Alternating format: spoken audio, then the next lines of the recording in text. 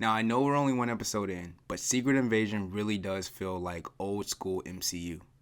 And I'm not talking about Phase 1 because nostalgia is doing those movies a ton of favors. Nah, I'm talking about the Winter Soldier, Black Panther, and Civil War era of the MCU. And there are a couple of reasons for that.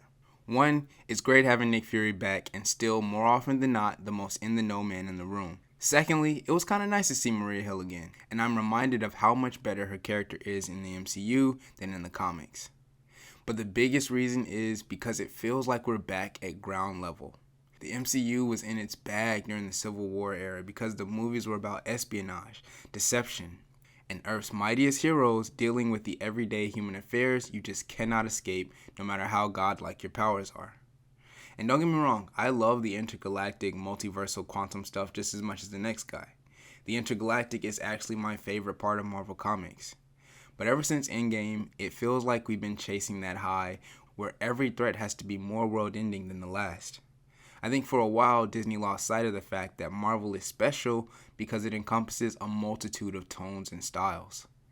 I love Marvel Comics because it's nice to know that while battles are being fought in the skies, I can always read a story arc about the ground level heroes picking up the pieces or dealing with how the world and its citizens are changing because of these world-ending threats. And I recognize the irony in calling this a ground level show when the threat is literally an alien race that wants to end humanity. But that's the beauty of it. So far, we've seen very few actual Skrulls in the show.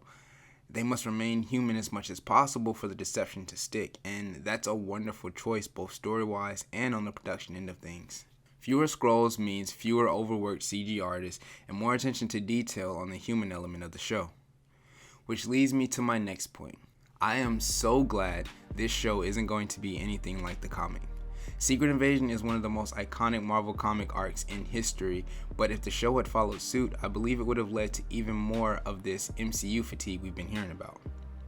So in the comics, Secret Invasion is pretty much kicked off by the Illuminati basically telling the Skrulls that if they invade Earth, then the Avengers will pull an Eren Yeager and genocide the whole Skrull race.